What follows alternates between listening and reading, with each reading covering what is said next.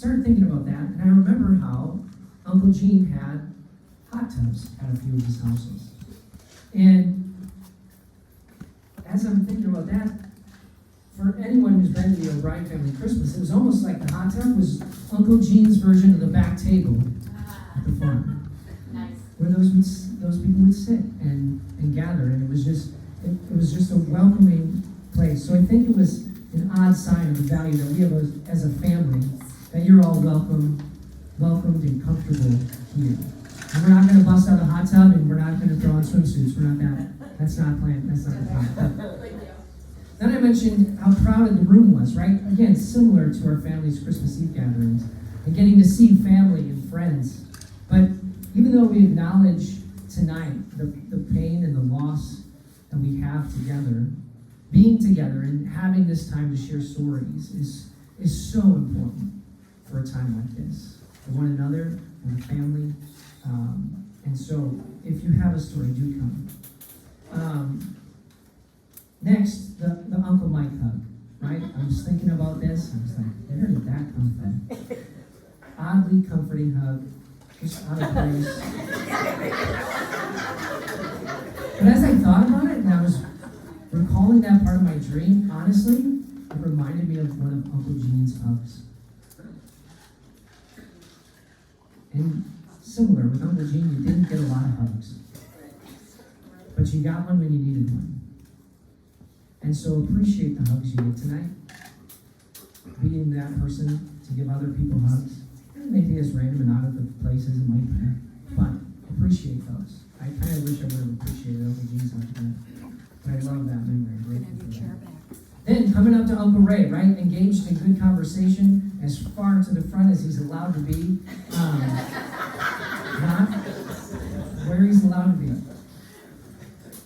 Having great conversation with those around him. And I never realized how much that is like what Uncle Gene is able to do with just about anyone he came across. I'm sure we're going to have stories about that. Just conversations he would strike up with people. So let me wrap up with this. It's the bad feeling, right? That's right from the start. Once I woke up, and it definitely, like I said, got me going and preparing for tonight, but I feel the need to say this. It's okay if you're not prepared for what you've come into tonight, or if you're still processing all of what this loss is. And while we're here, and we're so thankful that you're here. And while we're here to honor Gene O'Brien and show our love and support for his family and one another, let this space be what it needs to be for you. Don't feel obligated to do or say or respond in any way that you feel like you have to. You know, the death of a loved one, it hits us all in very different ways at very different times. But allow this space so you can, whatever space you forget in here, and with others, to be what you need to be. So with that, I want us to have some time. Let's share some stories tonight about Uncle Gene. Shall we? Yeah, let's do that. If anybody hasn't, come on up when you feel ready.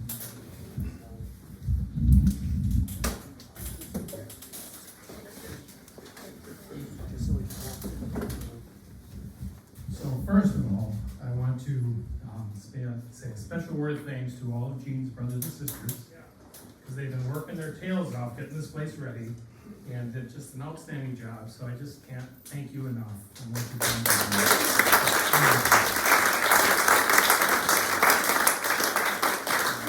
Just for the record, having this here tonight was Bob's idea.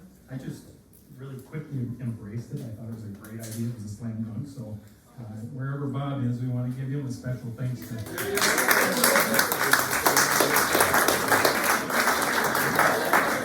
Back window. That's in the back door.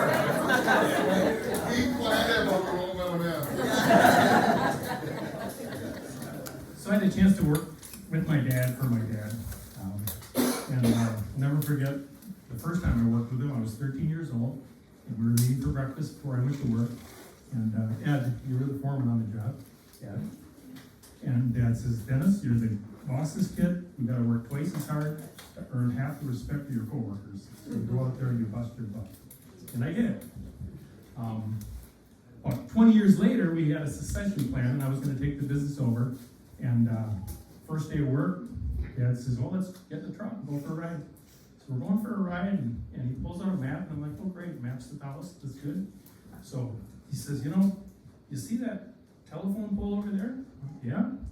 He hands me a grocery bag and a knife and said, there's 2 spears of asparagus next to that. I cut these asparagus. All right, now we're going to go to a house, right? So we pull up to the next place, and there was a woman cutting grass. And he says, this could get a little interesting. You see the fence pole over there? I'm like, yeah. He says, there's a lot of asparagus there.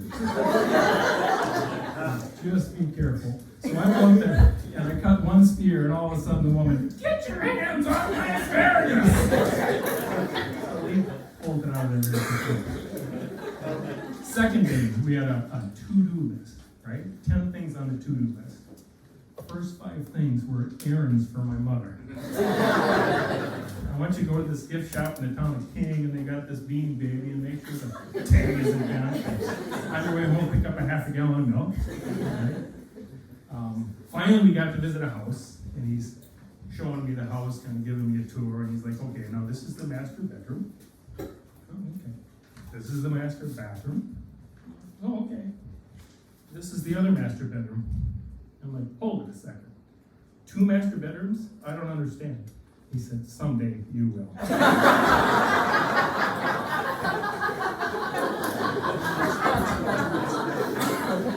And I do now.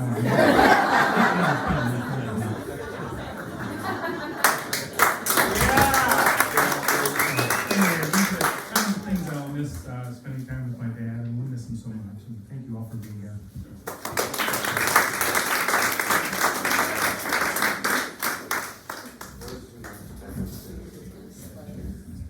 I figured that I gotta get up here quick because it's, 15 brothers and sisters. The stories are told over and over again. But as many of you know, that Eugene was an avid hunter. And when I was 12 years old, he said, I'm going to take you hunting, right? And so the first thing I had to do is he had to show me how to shoot the shotgun, 12-gauge shotgun. Dad's, I have it today, right? But at 12, I was like 75 pounds, okay? 12-gauge shotgun, and it just, and he, so I got ready for it. And he said, okay, we're gonna go down to behind Gunderson's and sit on the fence line, and he was about 50, 75 yards from me. He said, the buck's gonna come right down, I'm gonna cross the road, come on right down, it's gonna come right in front of me. Sure enough, it does. And I start shooting in this, should tell you that the 12-gauge shotgun was an automatic, okay? So if you kept the trigger on, it kept on shooting. Fine. 75, and I go and I aim at that deer, and boom, I miss it. And then I just kept on going. And Gene is laughing his ass off. It was great. So I did deer. So that's one deer story. Okay. The other, another hunting story of Gene, and it shows his character. Okay. I had a Chinese student in Whitewater that was on my floor, and found out that he had no place to go for Thanksgiving. So I came back. I said, you're coming with me to the farm. And so he comes to the farm, and what is around Thanksgiving? Hunting. So he took out this Chinese guy, sat on we drive the woods, they were sitters, and he proceeded to 6-point bet came through. While he was sitting in the stand with them, he shot it. And then, so that was pretty exciting for him. But what was really exciting is when I got back for Christmas, Gene said, Marty, I want to give you something to give to Juan. And he gives me the mount, the 6 antler mount. And that little Chinese guy, he would walk in with his hat, and into his room and he'd throw it and he'd be able to hook it on the horn. he loved it, you know, so, and I just have to say one other thing, you know, it was quite the experiment for him to come up to his farm, because he's from Hong Kong, which is an island, right? We're driving, we're in the car, and he's got his head out the window. It's Thanksgiving, you know, it's like 30, you know, maybe 20 degrees. I said, Mom, what the hell are you doing with your head out the window? He's like a dog, you know? And he said, I've never gone this fast in my life. And I said, on the island, you know, it was 35 miles per hour is all you could go, you know? And so that was the story. And interesting, that's like 40-some years ago, more than 40 years ago, and I got an email from him. He found me, and he said, I live in London, but I'm going to be coming again. Can I come see you? I said, absolutely. So I'm looking forward to that, and maybe I'll bring him up here. That would be pretty cool. Final story, and I think this is true. You know, so, and you know, he said, "Why, you know, don't let the truth screw up the good story, right?" Yeah. So I believe, because I remember, on his way to the church for his wedding, he saw the buck, got out with his bow, and he tried to shoot it. I don't know if he got it or not, but he shot it on the way to, you know, I thought it was kind of tough when I got married that I went and got a haircut. He did. So who shoots a deer and tries to shoot a deer on his way to there? You know, everybody has their priorities. But Eugene had a lot of good stuff. So thank you very much.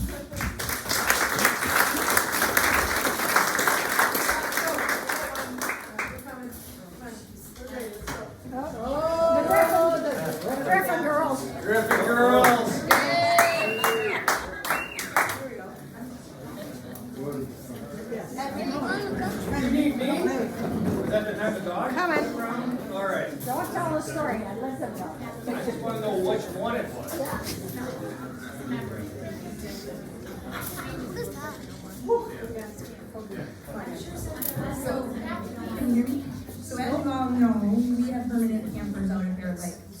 And Ann cried every year when we closed up, and so we decided we'd have a girls' party opening weekend of deer hunting. So girls only, no guys allowed. Even Frank, we wouldn't let him pass the bottom stoop, and he tried. Couldn't even bring the luggage in. No. So a car pulls up, and we see Gene, and I believe it was Jeff. No, Jeff. Jim. This was a different. I did it once. That's That's a different weekend. Before my time. First party, yeah, it's the first party, you were there. But for a while you were there. Anyway, they pull up and they get out and we're like, who are these people? Like, we didn't know the car, we didn't know anybody, and all of a sudden Gene comes walking in, he goes, I heard down at the shack you girls are having a party, so I came to join you. So your mom sat and talked to him most of the time, Sally. And he came so many years in a row, we got him his own shirt. And so fast forward a bit to the last time, and we weren't home. Gene had the wrong night. So we were all at Bear Lake, and we were eating at Bear Lake, and then what happened, Ed? Was it just Gene or Gene and Jim? It was you, Jim, you. I only got one you. And it was more you. Okay. Marty. Was Marty here? No. A different time. That was a different time, Marty. Well, what happened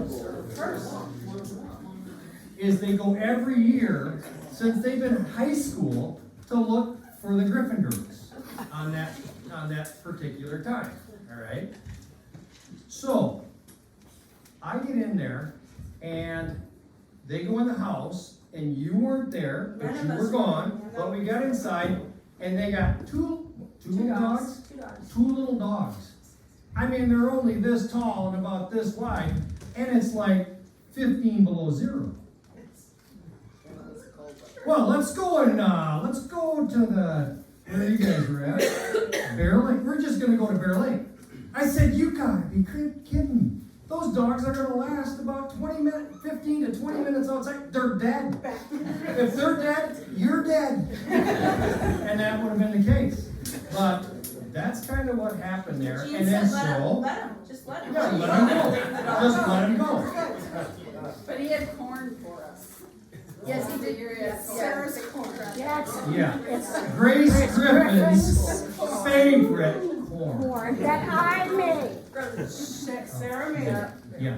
Sarah made it. So, I mean, I could not believe Ed rescued the dog. I rescued the dog. What else did Ed do?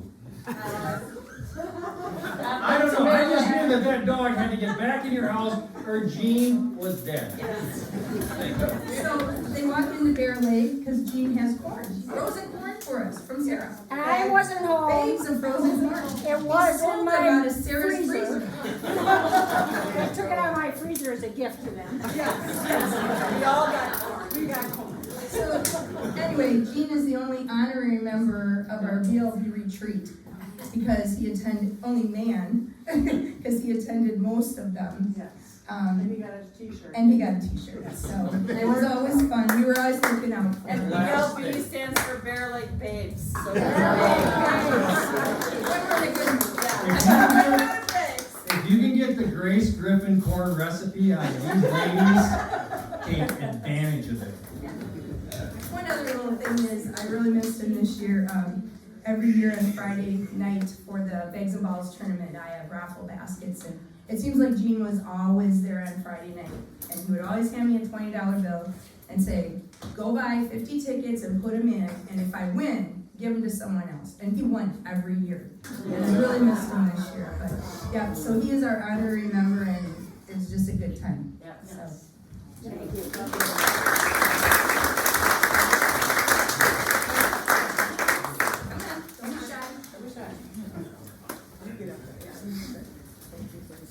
So, Sorry. so like a lot of us in the room, But it was delicious. our first job was usually as the grunt on the framing crews.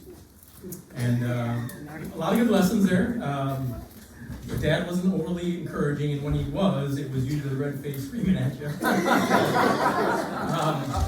But a lot of good lessons on the framing crew that we learned, just simple things. Even when you started as a grunt, your first job was carrying lumber. And those, probably still remember, how many 2x4s did you carry studs? No more, no less. If you carried less, you were being lazy. If you carried more, you'd wear yourself out. And so a lot of simple lessons like that. He didn't learn it, he learned it the hard way. Another big lesson is, as we were, on the cruise, was always keep moving.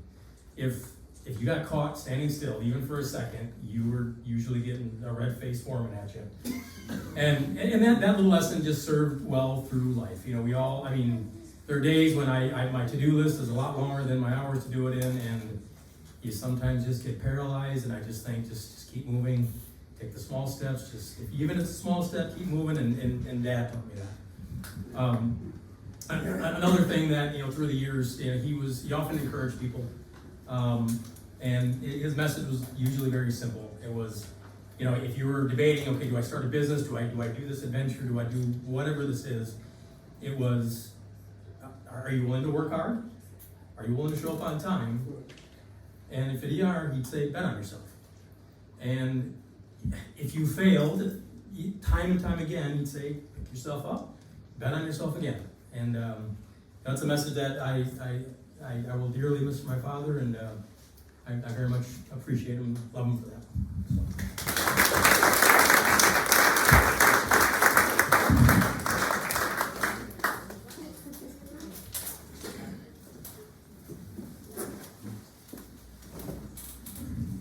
I will tell you, Eugene and I had a pretty special relationship. We traveled a lot, we had a lot of fun, but if I had a thought that might put in his mind, it would spiral out. So I was thinking about a story with Gene tonight, and I'm thinking this story, and going, yes, maybe not.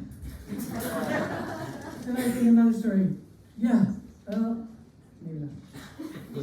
And that went on for a while. So I want to know in this room how many people went to Ireland with Gene or who planned a trip for you.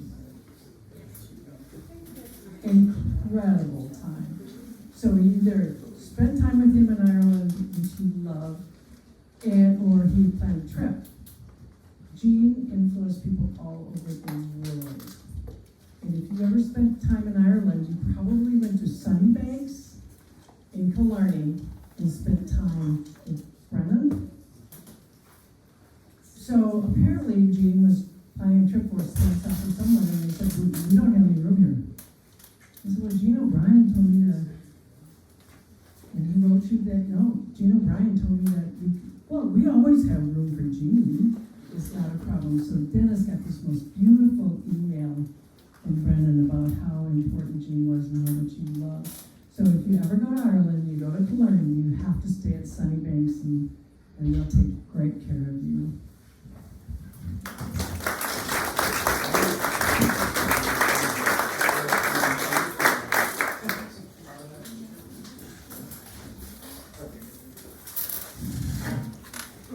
My stories are a lot about hunting. Dad and I kind of had a special bond with hunting as a kid. He used to drop me off on Smith's Hill, and I would walk through the griffins and the Wepners and with my 22 and shooting squirrels, and then I'd get back to the house here, and he'd be sitting with Grandpa having coffee and waiting for me to get back, and then they would clean the squirrels, which I'm sure they didn't love to do that. So, but no, the main story is I got to hunt with him a few years up in Burnhamwood. And my dad's cousin Neil Reed would go with him, and I was at the time, I was about 14, 13. And we would pick up Neil in Clintonville, and he basically would hit every bar in Burnhamwood. And those two, Neil and my dad, every bar we went into, by the time they left, I thought they were gonna get punched at every bar. I mean, those two would push guys to, card tricks, doing I bet the next one I flip over, and they say, $100, and we flip it, and they get so pissed down. But just the way he was, hunting, going out to bars, but every time those two would be funny, because they would push guys almost to the limit, and also the next thing you know, they'd hug them. They'd give them a big hug and start laughing, and they would, but just a great time. I was just along playing pool and darts, and kind of how I got all my pool shooting and darts. They were very special to hunt with, so.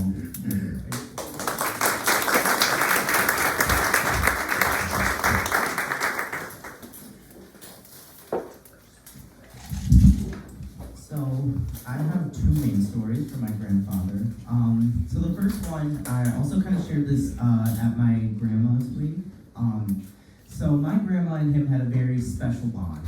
And one of her most famous things that she ever made was her mashed potatoes. And I remember one day it was me and Jeff, and she was like, I'm gonna teach you guys how to make my famous potatoes. And so then we get there, she's making them, and she goes, now, don't tell your grandfather, but I've been putting sour cream in my mashed potatoes for 50 years. And if I die before him, you can tell him. And so, of course, events panned out. And so then I told him at her wake, she's been putting sour cream in your mashed potatoes for 50 years. And I just remember after him just going, I just can't believe that. It's almost like I couldn't believe it. And like one of the first times after, without grandma making his mashed potatoes, he was like, now I'm gonna make these mashed potatoes without sour cream. There will never be sour cream in my house again. And it'll be just as good. And my other story is, so my grandpa, he always believed in every single one of his grandchildren. He would always tell us, oh, you can be the governor of Wisconsin. You can be the first female governor of Wisconsin. And that kind of just goes to show that he always believed in us. One of the last things that he told both me and my sister is follow your dreams.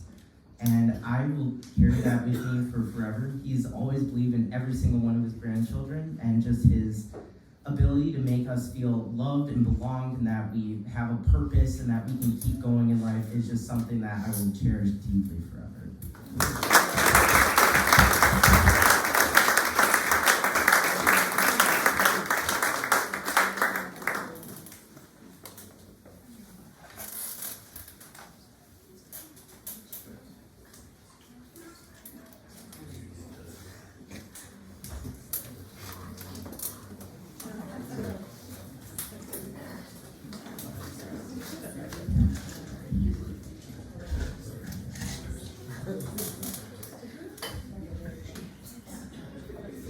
there's certain nights or times that you can get your emotions together enough to even say 2 words about one of your siblings, and we had a nice gathering.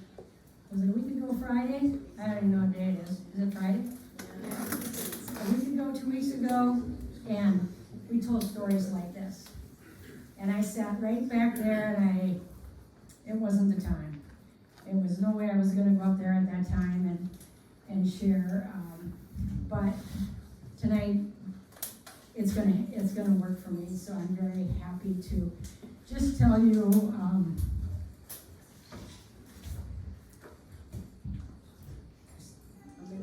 Yeah.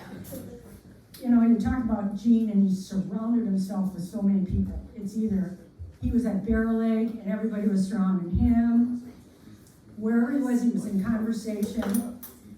But my best times with Gene, well, it first started out with Gene and Jeannie. Because they would always go to Appleton for their doctor appointments on a Thursday. Well, Thursday night was the hitching post night where they had double bubble, or what is that? 2 for 1, Tommy, what was it? And I was, you know, I worked all my life, and Gene called me one day, and he said, we're gonna be into Appleton for our appointments, but we're gonna come by the hitching post about 4:30, would you like to join us? And I thought, I don't care what I gotta go on a Thursday night, I'm always gonna be with Gene and Jeannie at the hitching post. I've worked hard enough, so if I wanna quit and leave in Appleton at 3 o'clock, and it was one of the best decisions I've made in my life. Because everybody knew Gene and his stories. Jeannie was pretty quiet, kind of like my mom and dad. Jeannie was pretty quiet. But when we got together, Jeannie would tell the other side of the story. And they were so different. And what was interesting is Jeannie let her tell the other side of the story. And what I learned from them as a couple, I will cherish the rest of my life, whether it was about raising kids, whether it's about how do you mend a little spat you had with one of your siblings, what, you know, how do you get ready to retire, or all of that. But Jeannie was an incredible lady. She was an incredible lady, and Gene had many good qualities, but his best qualities was picking his wife. So I love Jeannie to pieces, and then, again, my times with Gene sitting at that table for the lunches when I got a chance to go and take a ham sandwich instead of going out. That's what Gene meant to me in our special times. So, what a man. He's bigger than life.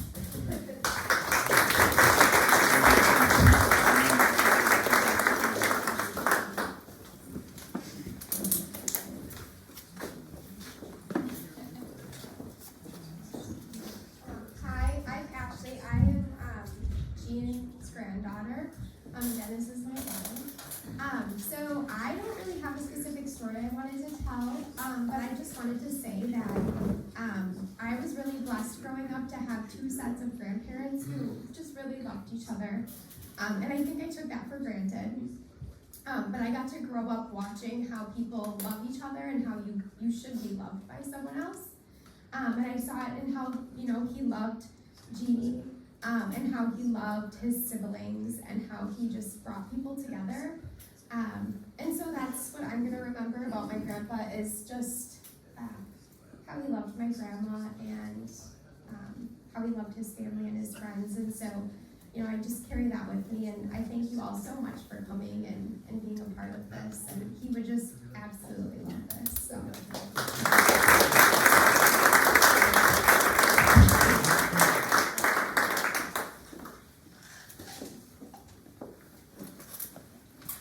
I'll tell a story from back here because there's no way.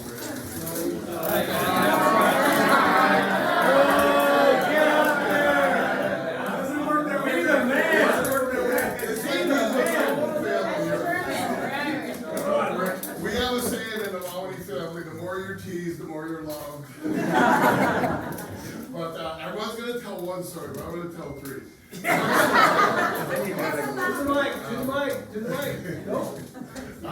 First of all, when I first left Manawa, because I had never, other than going to a wrestling tournament or a football game, I never left Manawa. And so I went to college and I would tell stories, and I realized that maybe I grew up a little bit different than other people. And I would always have to tell a story that you don't realize what it's like growing up in a family of 16. Sometimes you get lost, and sometimes it's good, and sometimes it's not good. But with a building full of O'Briens, I don't have to say that, do I? So, exactly what I'm saying. So we just had a get together at the Hall of Fame, a bunch of family members, and a bunch of my brothers and I went out to Mount Rushmore this summer, and I'm gonna cry. So we hadn't been together, I don't know how many years it's been. But one of the things we just started telling, because we were in a pickup truck and we had to drive out to, southern South Dakota. You don't have a whole lot of places to hide when you're in a pickup truck with four guys bigger than you. And we were just telling stories, and we realized that not all of our memories were good. And I'm sure you could probably say that too. But the best memories of our lives were growing up with our siblings. Yeah, we just loved it. And I'm sure you could say the same thing with your family. But here's the story I was gonna tell. So I'm just a couple years older than Dennis, so I played football and wrestled with Dennis. And we would go to junior high wrestling matches. And, back in the day in Manawa wrestling, there was like 8,000 rules. And every rule started with, you can't do this. And then there would be a rule, you can't do this. And I remember, and I don't know, for me, it's huge. And I'm thinking, you're probably gonna think this is the silliest thing. But Gene would sneak me a candy bar and tell me the coaches don't need to know about this. And when I was in junior high, a candy bar cost 25 cents. And I tell you what, I don't remember if I even won a match at any of those tournaments, but I remember those 25 cents.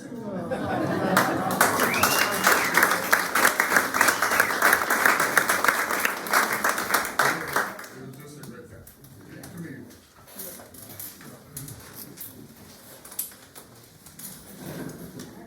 Okay. Mary wants me to tell a story. Yes, I want you to. I don't know why all of my Gene stories involve alcohol, but and parties. So, when I first started dating Pete, I didn't know anybody.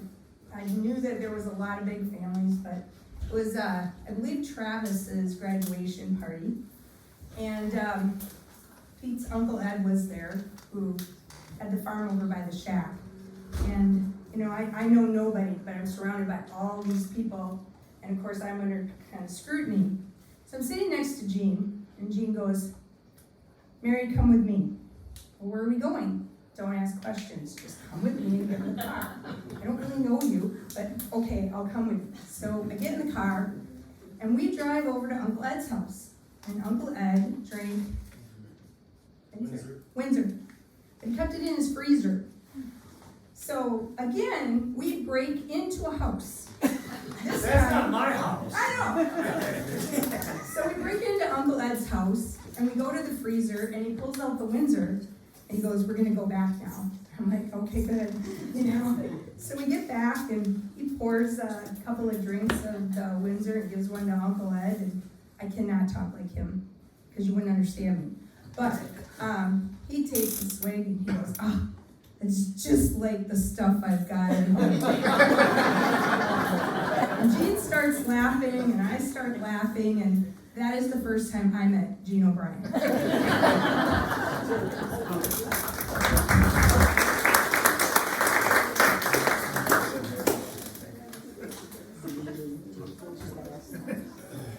Good job.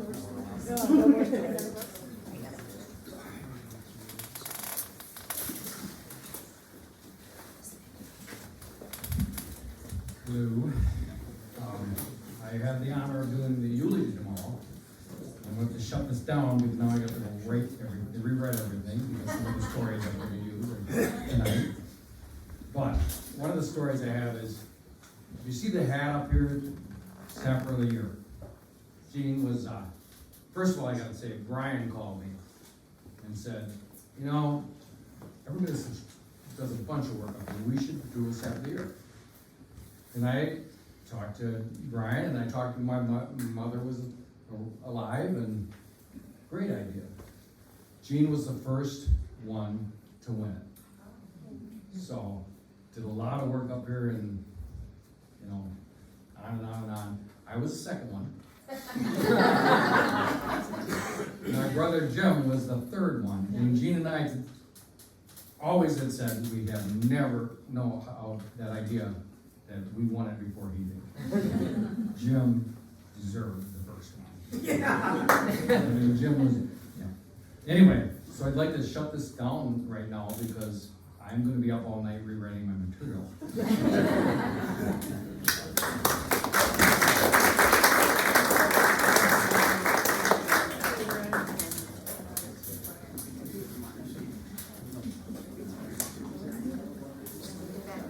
So we gotta lighten this up a little bit.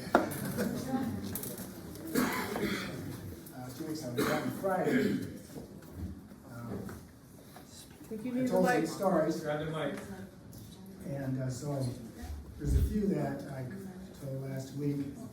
One in front of my granddaughter that I probably never should have. I was never the brightest bulb in the world, so Put the mic to your mouth, like mother would say. Gene, as I told people 2 weeks ago, could get me to do anything. And most of it was bad. And he always enjoyed the outcome of whatever we're going to do. So most of you don't, or maybe you know, but I was the first employee that Gene hired, and I was the first employee that Gene fired. But we used to have, and we talk about Gene and Gene in those early days on the construction crew. We would work, and then we would party. And I don't know how Jeannie put up with us, but she'd make us our lunch, and we'd always be late for dinner. Not always, but we just weren't very respectful. So I used to work for them, and I stayed with them, and I never had a car until I was 21. Never had a car. I don't know how I got around, but I did. So I relied on Gene and Jeannie. And so by the end of the week, after I paid my room and my board and my losses in the pool, I always owed him money. It was not very good. And then I worked on the framing crew, and I hated, this is the way Gene was. I thought I was a pretty good worker, but I didn't like roofing. I hated it.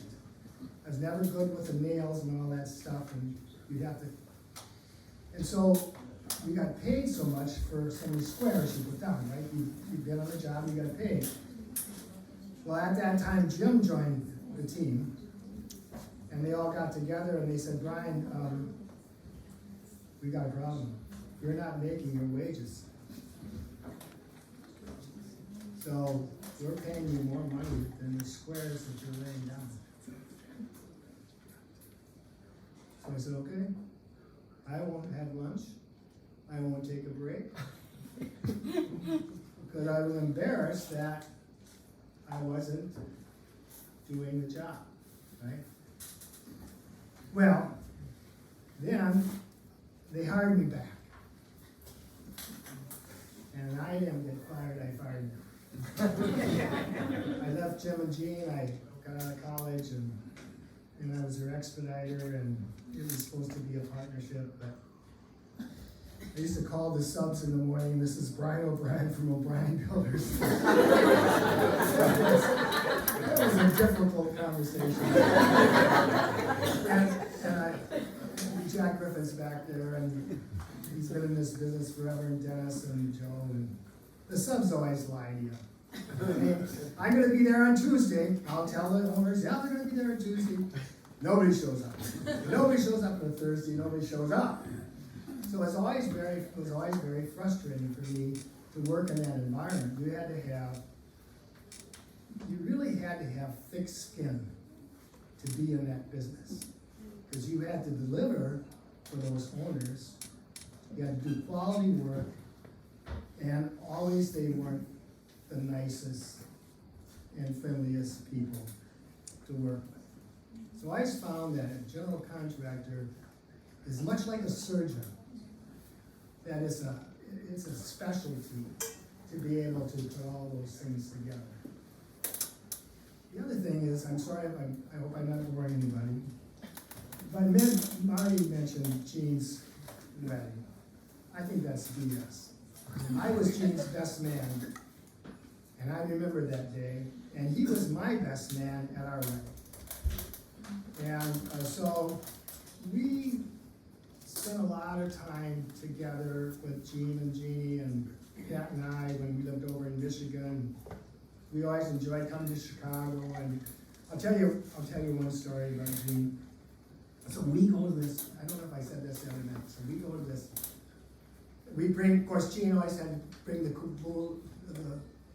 all the booze in, and we drag our stuff in the hotel, and we go have dinner, we play cards in the hotel, and then we go out to dinner. And so Gene came up, and he said, Brian, they have an unbelievable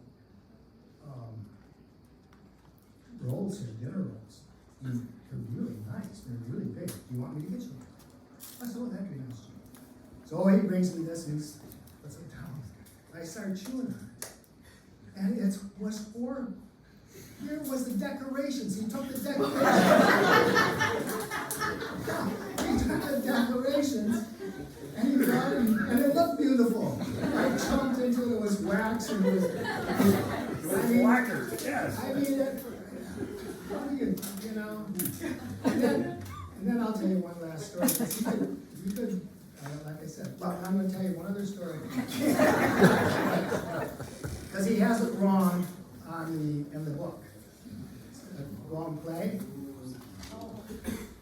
There's one in there about Gene smoking, right? So he's 4 years older than I am, and he showed me how to smoke one day. And we had the chicken coop. We had a chicken coop out at the farm, and that's where we'd hang out, the chicken coop, and we'd smoke our cigarettes. And then we'd get on the horses and we'd ride back with Honey and Goldie and all that stuff, and we'd go back and we'd smoke on the trail. So anyway, he told me one day, this is how I'm going to teach you how to smoke, Brian, and the camels and whatever it was. He says, just take a big drag on it and just swallow it. I do that. But then I smoked for a lot of years after that, so that didn't deter me. But anyway, so he said to me, so we always used to have, and then the siblings, Jim and Gene and Tom and I, and Bill.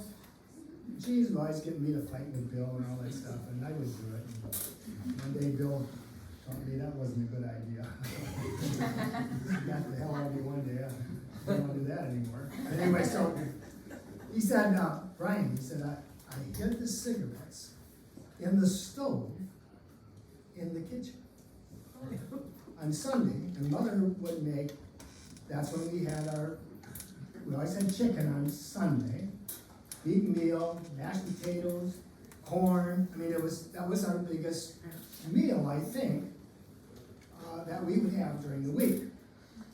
And in that room, we had the table, and if you can imagine this, and this is what's really crazy about, I don't understand my mother, there'd be like 10 of us sitting around that table, and then my grandfather would sit at the very end. So anyway, I went to church, so I went looking for the cigarettes. And I'm in the kitchen, and they're supposed to be in the stove. Mother's making, we called it dinner, but it was lunch. And she said, Brian, what are you looking for? Oh, nothing. And I kept looking. And she said, Brian, what are you looking for? Oh, nothing, Mother, nothing. Well, you get over there and sit in the corner. Now, this was at 10 o'clock in the morning. You go sit in the corner, and if you remember the brick house, in the kitchen, there was a register right there. As you walked in from the living room, there was a register, and they'd be sitting in the corner. So at 10 o'clock. Now it's coming 12 o'clock, all my brothers and sisters are rolling in. They're all looking at me. That's what I'm doing in the corner. And I'm in the corner, and everybody sits down, and then my dad comes in. He's the last one in the room. And he said, Ethel, what is Brian doing in the corner? And she said, he wouldn't tell me. Brian, what happened? What were you doing? Why are you in the corner? And Gene raised his hand. I went squeal on him. He said he was looking for my cigarettes. So in the book, the real story is that my dad, at his age, he had to be 14 or 15, took him in the basement and spanked him for the last time. We got spanked all the time.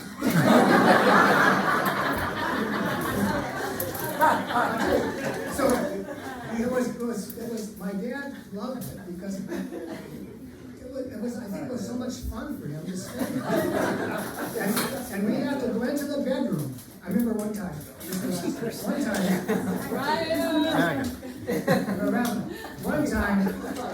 Jim, Gene, Tom, Bill, and I were lined up outside his bed, and we started to get spanked.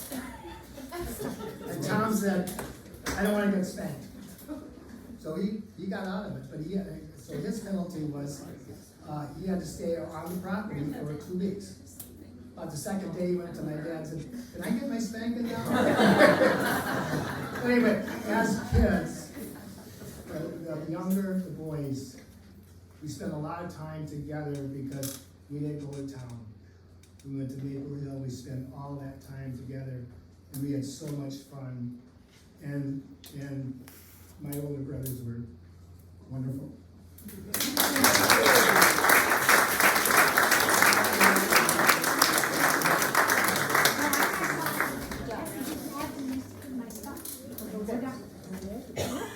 So who wants to follow that? No, I think we're ready. Toby? I got one story. Okay, one quick story and then we're out of here, because we gotta be at the church. Okay, you get your stuff.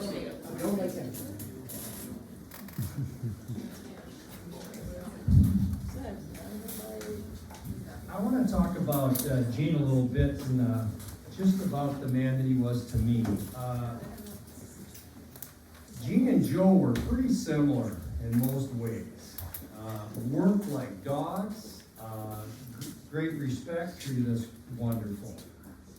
One of the things about Gene is a very, it's hard to say, Gene's a simple man. He doesn't, I just didn't see him bragging and that type of thing. I didn't see that. He wanted to get the best work out of you, make things so it's done right. One of the things that I talked to Gene about at one point is, Gene was at Rye Boys Ranch, and this gentleman is one of the workers that was with me.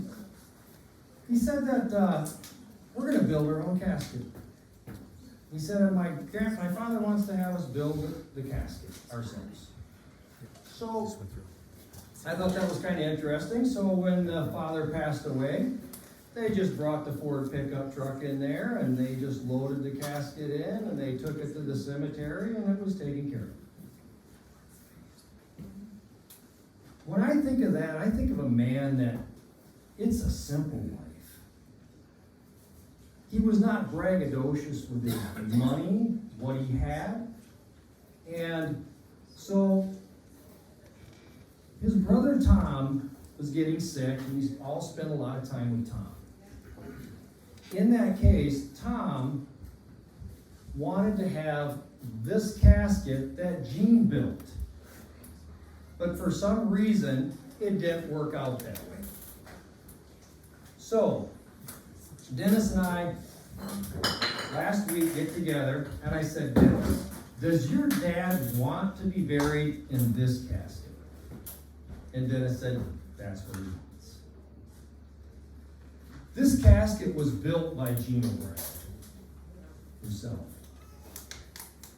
This stayed in when I walked into my house to my wife with a casket that I'd taken in the basement, that's the first time she said to me, what the hell is going on with this, you know?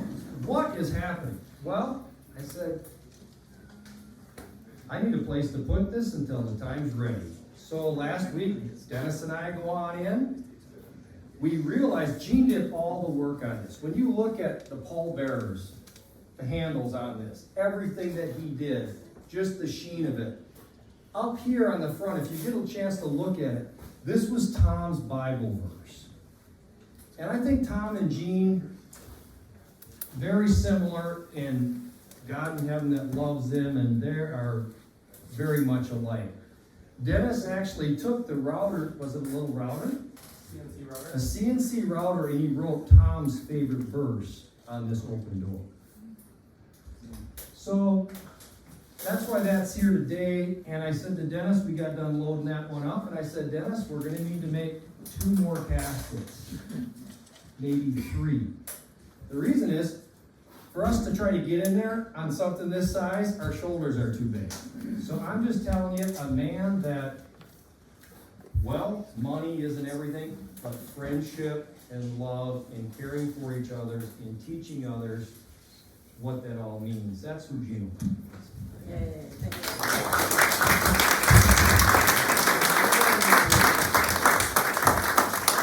Again, thank you so much for coming out, for sharing the stories. There's another story that I have. I'm not going to share it, but just by example, there's a lot of stories that go untold in times like this. But if you get a chance, do share those stories with the family if you get a chance. So tomorrow, I'm sure it's on the bulletin. I believe the visitation starts at St. Patrick's, 9 a.m. That's why we're wrapping this up now, so family can get there with the service starting at 11, right? And so, anything else before we wrap up? Right, let's have a closing word of prayer. Lord, thank you for the night. Thank you so much for the fun, the rejoicing we get to have, and how you've worked in and through Gene in so many different ways to bring us joy, to teach us, to help us grow. And so, Lord, we ask your blessing on tomorrow, that it would go according to your will, Lord, that you would be glorified in it, and Gene would be honored. We pray this in your name, Jesus. Amen. Amen. Have a great rest of your night.